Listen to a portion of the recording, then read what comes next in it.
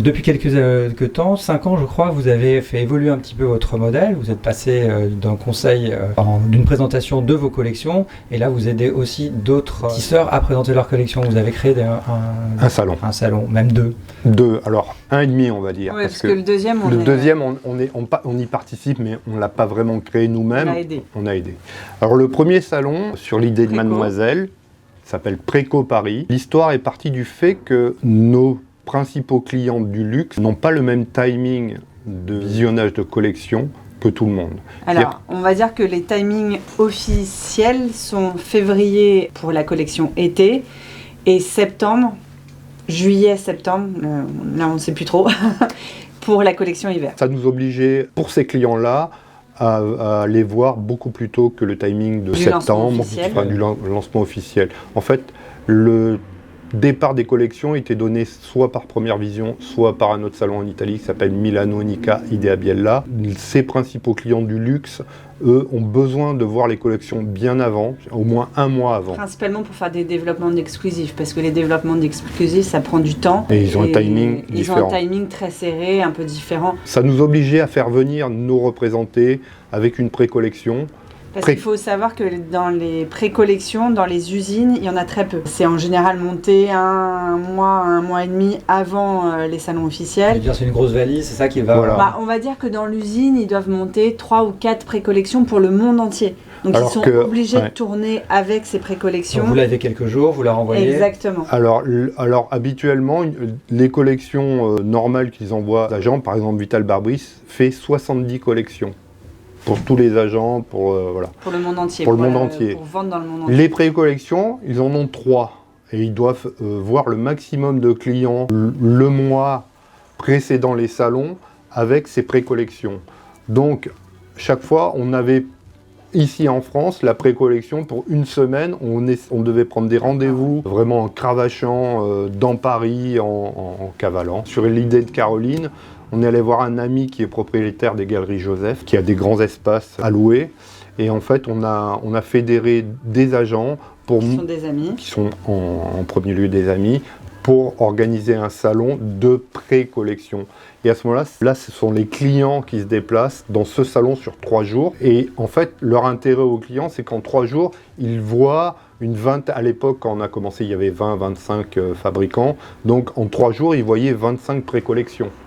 Ce qui n'est pas possible de faire normalement. En plus de ça, en règle générale, on demandait quand même aux usines qu'on présentait de venir. Donc ils avaient un représentant de l'usine qui était sur place. Et ils avaient un contact plus rapidement pour faire des développements particuliers. Voilà, exactement. Et ça permettait de voir le contact de l'usine avec la pré-collection et de travailler dans une atmosphère vraiment différente, plus productive, on va dire.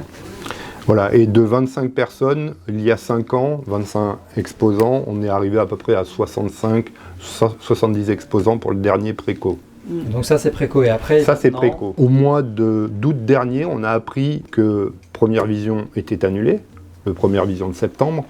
Donc avec la personne des Galeries Joseph, il nous a demandé s'il n'était pas judicieux de faire un salon en contactant le maximum d'exposants pour pallier à l'annulation de Première Vision. Bon, on a dû faire ça en 2-3 semaines. Ah oui, c'est ça. Et en fait, le premier... Alors ce salon s'appelle Paris Fabric Show, et ce premier salon a eu lieu en septembre dernier, et on a eu 90 exposants, ce qui était déjà pas mal. Ensuite, il y a eu une deuxième session de Paris Fabric Show il y a quelques semaines. Là, on a eu plus de temps, ils ont eu plus de temps pour contacter les différents exposants, et on est monté jusqu'à 160 exposants. Sur deux lieux différents, ce qui commence à être pas mal. Nous, à savoir que les salons, donc que ce soit Première Vision ou Milano Nica, en règle générale, un salon, c'est très important parce qu'on voit un nombre de clients important, et c'est un gain de temps qui est énorme pour les clients. Et pour nous et pour les clients. Hein. Donc c'est très important d'avoir ce type de salon-là. Après, les grandes foires internationales, que sont Première Vision et Milano Nica, sont quand même des grosses machines, et c'est vrai que quand on participe à des petits salons plus intimistes sur Paris, les clients apprécient. Intramuros, les clients vraiment apprécient. Ça va être très très compliqué de les ramener à Villepinte. Oui, la majorité des clients nous ont vraiment dit leur satisfaction Donc l'idée c'est de le rendre pérenne, que ça continue. Oui. Et normalement donc, oui, oui. Après on ne sait pas quelle place ça prendra avec Première Vision, Milano Unica. On ne connaît pas en fait le lendemain des gros salons, on ne sait pas exactement ce qui va se passer à l'heure actuelle. Mais moi je dirais oui. Moi je dirais oui aussi. Parce que la majorité des clients nous ont dit ouvertement, Première Vision, ras-le-bol. Après c'est sûr qu'un système comme Preco, pour moi c'est quasi sûr que les gens vont voir toujours les collections en avance. Et ça c'est aussi notre clientèle peut-être. Voilà, c'est peut-être une autre clientèle, plus le luxe, plus le haut de gamme. Que des salons comme Preco, c'est sûr que ça continuera. Ce qui est très important à savoir aussi, c'est que le coût d'un salon comme Preco ou Paris Fabric Show, il est minime par rapport à un coût de salon comme Première Vision. Ça, c'est un facteur très important pour la pérennité de ces salons. C'est-à-dire qu'avec peu de moyens, c'est un coût vraiment peu important. Il va faire les deux quasiment. Pratiquement, à la limite, oui, ce serait intelligent qu'ils fassent les deux. Première Vision, l'avantage pour les sociétés qui viennent sur Paris, les étrangers qui viennent exposer, c'est qu'ils touchent une clientèle internationale. Mais va-t-elle revenir et quand? Bien sûr. Ça, c'est la principale question. Que ça revienne vite, mais c'est vrai que... C'est pas évident. Hein. C'est pas évident. Online aussi qui prend un peu le... Alors, dans notre métier, le online, c'est compliqué parce que le rendu des collections online... Le rendu, Alors, c'est pas, vous voyez, c'est pas même le même. si nous, Barberis, les clients connaissent les bases, parce que c'est chaque un peu saison, toujours la c'est même un chose. peu toujours la même chose. On va dire que c'est les dessins et les coloris qui vont changer. C'est quand même très très compliqué de choisir sur un visuel d'ordinateur. Une chose toute simple aussi, Ouais. selon le réglage de colorimétrie de votre écran, vous avez un rendu différent. Même sur un téléphone, vous le voyez quand vous prenez une photo sur votre téléphone. Et en plus, les tissus manquent de relief, paraissent plus plats. Certains dessins rendent complètement différemment que la réalité. Nous, au niveau des tissus, c'est très compliqué. Après, le vêtement, c'est encore autre chose. C'est pire pour Olmetex. Oui, alors moi, le Olmetex, c'est pire. C'est que des bases c'est que le toucher qui compte. C'est que des techniques. Donc c'est même pas... on peut pas le transmettre. Ils l'ont même pas mis en digital. ligne. Donc, ça sert à rien. On a toujours la même couleur, mais on n'a pas le même as. Ils avaient investi en se disant, si jamais on est bloqué et que les agents peuvent pas voir leurs clients, c'est pas 200 collections à envoyer directement aux clients. Ils étaient prêts à envoyer aux clients. Les grandes tendances, c'est quoi? Est-ce qu'on va sur moins de costumes, plus de... Comment est-ce que vous le sentez au quotidien? C'est une évidence. Alors déjà, avant le Covid, le costume était en baisse.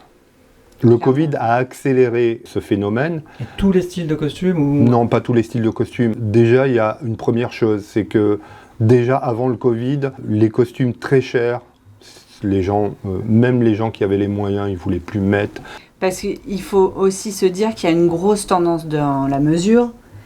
Clairement, la demi-mesure, ce qu'on appelle demi-mesure. Ces dernières années, ça a pris beaucoup d'importance. Beaucoup de nouveaux acteurs se sont mis sur le marché. Et ça s'adresse à une clientèle de gens qui apprécient le costume. Puis ça permet aussi de rentrer dans l'univers de la mode. Oui, rentrer dans la conception du produit. Le client lambda, il se fait un costume à son goût, qui peut mieux lui aller que le prêt-à-porter. Ça, encore faut-il que... Pas toujours. C'est un autre sujet. C'est un autre sujet. Faut-il avoir... La personnalisation, peut-être avant d'avoir une coupe complètement... disons de la personnalisation. Et quand vous avez un client qui est content avec son costume sur mesure, il reviendra. Il est fidélisé. Il est fidélisé. Et souvent, les acteurs de la demi-mesure ne soldent pas. Et là, on est plutôt sur la demi-mesure haut de gamme, moyen de gamme? La demi-mesure, de toute façon, est toujours plus chère que le prêt-à-porter parce que c'est du 1 par 1. Même si la technologie a permis de limiter les coûts. Justement, c'est de la demi-mesure. Oui, c'est de la demi-mesure industrielle, donc c'est industrialisé, c'est plus le petit tailleur avec son aiguille et son ciseau. Ça existe encore, mais ensuite, les nouvelles technologies, tout ce qui est les coupes informatisées, ça a permis de... En fait, ce qui coûte cher quand on fait une demi-mesure, voilà. Ce qui coûte cher, c'est le fait de couper un par un costume, alors qu'une fois que les données sont rentrées dans un ordinateur, la coupe est automatisée, ça va beaucoup plus vite. Voilà, donc ça c'est une partie, ça va rester et ça continuera et peut-être même ça va s'amplifier. Après il y a la demi-mesure, mais il y a quand même le prêt-à-porter, il reste quand même en France actuellement beaucoup d'acteurs, mais on va dire que ceux qui se focalisaient vraiment sur le costume à 100% fait évoluer leur offre. Et il y a plus... Vers de la veste, vers du pantalon, vers du dépareillé, Exactement. Vers des produits peut-être un petit peu plus sport viril. On va dire que le costume se vend moins et se vend différemment. Donc il est remplacé par quoi le costume? C'est la grande question. Très sportswear. Un peu plus sport, oui. Un peu plus sport, pas carrément sportswear. Alors il y a aussi une nouvelle tendance qui est tout ce qui vient du workwear, des choses comme ça. Un peu plus de base de coton, des choses un peu plus... Ou alors des laines plus confortables, des laines stretch. Natural stretch, en évitant le lycra, parce qu'une partie de la clientèle n'accepte pas de lycra dans les qualités. Dans le haut de gamme. Dans le haut de gamme, oui, ou c'est une question d'habitude aussi. Parce que le lycra, ça a une connotation plus féminine. Ce qui n'est pas le cas en fait. Ce qui n'est pas le cas, mais bon, c'est une question de confort. En fait, dans le natural stretch a une extensibilité qui est inférieure à des qualités avec du lycra. C'est la seule différence. Ouais. Et dans les matières, est-ce qu'on voit poindre de nouvelles matières comme le bambou? Ça, c'est... Alors, ce genre de... Toutes les années, ils nous sortent quelque chose. Ça a été le bambou, le canapa. On nous a contacté pour de la fibre de banane, non? Fibre de banane, oui. Alors bon, ils essaient de sortir... Ouais, on a vu des Japonais qui nous proposaient ça, mais bon, c'était anecdotique. Cette typologie-là, c'est plus rare. Le courant qui est vraiment récurrent et qui se développe énormément, c'est tout ce qui est recyclé, sustainable, choses comme ça. Le bio, Ouais, tout ce qui est bio blabla pour l'instant. Alors. Oui, parce que la filière n'est pas encore organisée. Oui, et surtout, il y en a qui se sont engouffrés dans cette filière pour se faire de l'argent. Je ne citerai personne, mais on a des... on est un peu divisé sur ce sujet. Oui, non, mais on a des expériences avec des certifications qui sont pour moi pas sérieuses et on les voit même à la télévision. On ne donnera pas de nom. Clairement, il y a des choses qui ont leurs limites. Par exemple, moi chez Admetec, je travaille beaucoup le recyclé, donc GRS. Dans le coton, c'est différent. Nylon, polyester recyclé. Et la limite de cette filière-là, c'est qu'au bout d'un moment, en fait, chaque usine qui produise du fil recyclé ont des quotas. Oui, c'est pas extensible. Matières premières, qui ne sont pas extensibles en fait, parce qu'ils doivent recycler de la matière. Il y a de la perte aussi dans la matière, ça 100% n'est pas recyclable. Exactement. Et ça coûte de l'énergie, et ça coûte cher. Ça pollue quand même un petit peu, ça coûte cher, et voilà, on recycle théoriquement une matière qui a déjà été utilisée. Donc le process est long. Hein.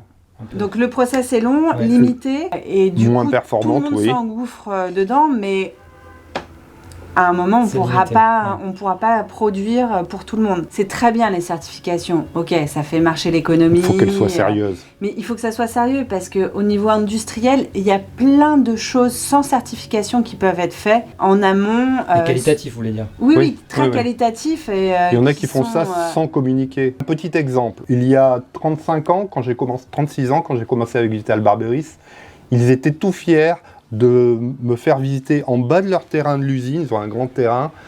Ils m'ont amené jusqu'en bas du terrain. C'était loin, il fallait marcher. Pour me montrer leur usine de retraitement des eaux usées qu'ils venaient de mettre en place. Et avant que ça devienne obligatoire en Italie. Et ça, ils n'ont jamais communiqué là-dessus, quoi. Ils ont fait ça parce qu'ils se disaient, on ne peut pas rejeter de l'eau polluée dans la rivière.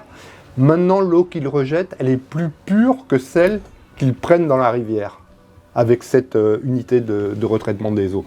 Et ils font plein de choses dans ce sens-là. Alors, bien sûr, maintenant, ils ont sorti, comme tout le monde, un petit document. Celui-là, c'est le condensé, mais c'est le condensé. Comme ça. Voilà. Et ça, ils se mettent tous à faire ça pour communiquer. C'est pas quantifiable, mais c'est là, et c'est très important. C'est pas certifié par un organisme que vous payez, qui vous donne un coup de tampon sur un papier. En fait, c'est ça. Donc voilà, il y a des avantages sur les certifications, mais il y a aussi les limites des certifications, parce qu'on n'a pas besoin d'être certifié pour être éco-responsable. Il y avait quand même des législations auparavant aussi, européennes, locales, qui imposaient ça. Oui, et puis il y a une réelle volonté, je pense en Italie, de rester dans un savoir-faire, de le transmettre.